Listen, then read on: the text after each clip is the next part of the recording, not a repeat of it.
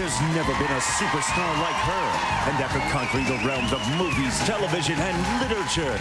In the late 1990s, The View was revolutionary. A daytime talk show that brought women from different generations and backgrounds to one table to talk about politics, pop culture, and whatever else was annoying them that week. It was bold, it was fresh, it was like watching Thanksgiving dinner if your aunt was Barbara Walters and someone always stormed out halfway through dessert.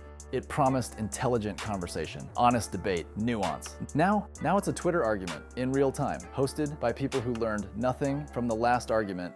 The View was created in 1997 by broadcasting legend Barbara Walters, who envisioned a show where women of different generations and opinions could debate current events. You know, before, that became every group chat in America. The View premiered on August 11, 1997 on ABC in hopes to assemble a panel of women from different age groups, professions, and perspectives to talk about the day's headlines. Basically a live-action think piece with coffee mugs. The show was pitched as a conversation between friends, though let's be honest, most friend groups don't have commercial breaks or theme music. The original panel included Meredith Vieira, Star Jones, Debbie Matenopoulos, Joy Behar, and of course Walters herself, the OG girl group of televised tension. They talked about everything: politics, celebrity scandals, parenting, Bill Clinton's, well, you know. Still, it was groundbreaking. It wasn't just fluff or fashion. They tackled real politics, social issues, and celebrity meltdowns all in one segment. And it worked. Ratings soared. The format was fresh. Viewers felt like they were listening in on a smart, chaotic brunch. It was messy, but it was smart messy. Now it's just messy, with commercials for anti-aging cream in between.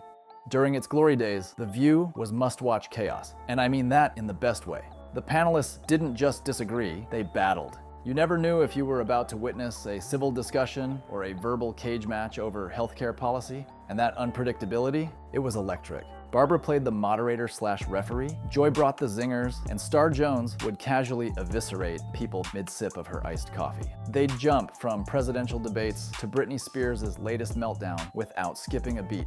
It wasn't polished, it was real. And for a while, it was one of the only places on daytime TV where women could be smart, funny, loud, and completely unfiltered. The View was a cultural powerhouse. They tackled big topics, presidential elections, social justice, religion, and still found time to debate whether a hot dog is a sandwich. The tension was real, the stakes were high, and the cast, iconic. You had Whoopi Goldberg, effortlessly steering chaos like a sleepy sea captain. Joy Behar, the sarcastic aunt who always has a wine spritzer in her purse. Elizabeth Hasselbeck, bringing in the conservative takes like she was contractually obligated to trigger Joy at least once a week. It was unpredictable, occasionally insightful, and always one eyebrow raise away from becoming a WWE match with coffee mugs. At its peak, The View wasn't just a talk show. It was a cultural reset with a Nielsen rating. The show regularly pulled in over 3 million viewers a day, dominating the daytime slot and becoming a go-to source for hot takes, passive-aggressive side-eyes, and viral sound bites, before viral was even a thing.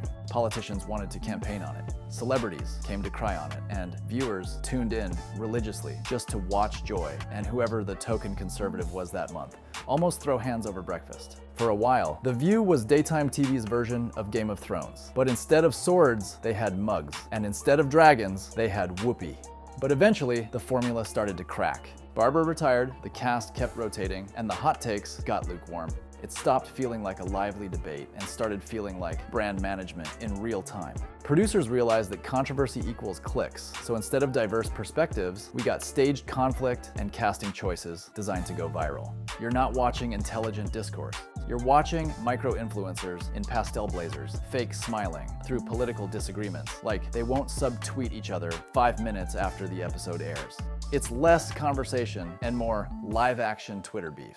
The downfall of The View didn't happen all at once. It was more of a slow, televised identity crisis. As the original hosts left and Barbara Walters stepped away, the show lost its anchor, literally and figuratively. What was once a smart, spirited roundtable slowly devolved into a rotating cast of soundbite generators, chosen more for controversy than chemistry. Instead of genuine conversation, we got viral clickbait. Instead of substance, we got Meghan McCain rage quitting over mask mandates. The panel became less about diverse opinions and more about strategically engineered dysfunction. And audiences, for sure, started to notice. Ratings dipped, the internet stopped caring, and The View went from must-watch TV to background noise for your aunt, who still forwards chain emails. And when it comes to racial and political backlash, The View has been a walking HR violation in heels. Do not call me a coward because number one, I sit here every single day, open my heart and tell people exactly what I believe. So do I, Elizabeth. From Whoopi Goldberg's suspension after making wildly misinformed comments about the Holocaust, to Meghan McCain's weekly tradition of turning every discussion into a monologue about being a real conservative, the show has repeatedly found itself trending. For all the wrong reasons. There's been criticism over the lack of consistent women of color on the panel. Awkward moments where black co-hosts were cut off mid-sentence during race discussions, and debates that felt more like Fox News fever dreams than nuanced conversations. For a show that claims to uplift diverse voices, it sure has a habit of platforming the same handful of sound bites, and then apologizing in commercial break. And who could forget the infamous Kelly Osbourne moment, a masterclass in accidental racism broadcast live to millions during a 2015 episode about immigration and Donald Trump. Osbourne, in an attempt to defend Latino communities, blurted out, "If you kick every Latino out of this country, then who is going to be cleaning your toilet?" If you kick every Latino out of this country, then who is going to be cleaning your toilet, Donald Trump? The table went dead silent, like someone had unplugged the show. The comment was so painfully tone-deaf, it made everyone wonder if The View was being written by satire interns on Red Bull. She tried to backtrack, the network scrambled into damage control mode, and the internet did what it does best: never forgot. It was one of those moments where The View tried to have a serious conversation and ended up needing a fire extinguisher and a PR team.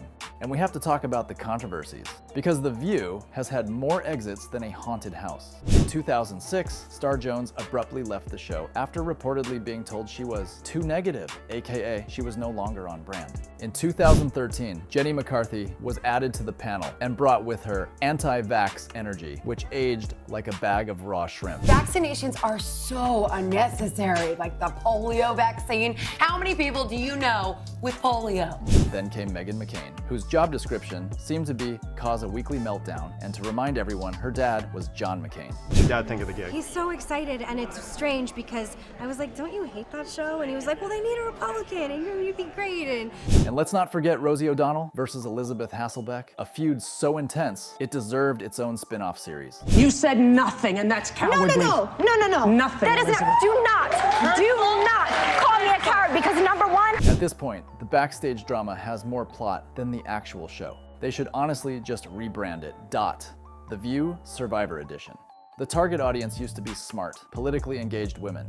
Let's be real, The View is no longer about honest political discussion. It's about performative politics, indigestible sound bites. They're not challenging ideas, they're chasing algorithms. Instead of nuanced takes, you get prepackaged opinions designed to go viral on Twitter. And when The View tries to get serious, the performative politics get dialed up to 11. Every panelist suddenly becomes a part-time political analyst with a glam team. They'll deliver dramatic monologues on democracy while wearing designer heels and then pivot to asking the next guest about their skincare routine. It's activism as aesthetic, carefully rehearsed outrage, followed by a standing ovation from an audience that claps like they're on a game show. And heaven forbid someone actually challenge a mainstream opinion. The second a take doesn't match the show's brand-safe political spectrum. It's met with condescending smiles, off-camera glares, and eventually a quiet leave of absence. It's not about dialogue, it's about looking progressive without saying anything that could hurt ratings. God forbid someone expresses a thought that isn't pre-approved by the network. You'll get an awkward silence, a tight smile from Whoopi, and a hard cut to commercial. Because nothing says open dialogue like sponsored silence. At this point, the chaos on The View isn't organic. It's scripted mayhem with a studio audience. Every episode seems engineered to spark a heated debate, whether it's over politics, pop stars, or pronouns. The panelists interrupt each other like it's a competitive sport, and every disagreement feels one eye roll away from full-on daytime combat. And of course, with every viral moment comes the backlash cycle. The out-of-context clip, the angry tweets, the awkward next-day apology, and the smug, on-air reflection that somehow makes it worse.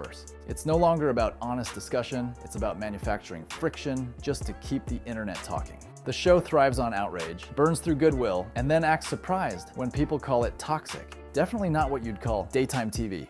The sad truth? The View now functions less like a talk show and more like a daily reboot of the same episode. Someone says something dumb, someone else overreacts. The internet clips it, producers clap, rinse and repeat. There's no risk, no new perspectives, no real tension, just a rotating cast of well-dressed echo chambers pretending they're solving world issues, in between promoting a cookbook and giving away free skincare.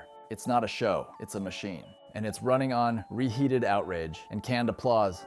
The View sucks now because it forgot what it was supposed to be. It traded real conversation for viral moments. It replaced intelligent disagreement with predictable bickering.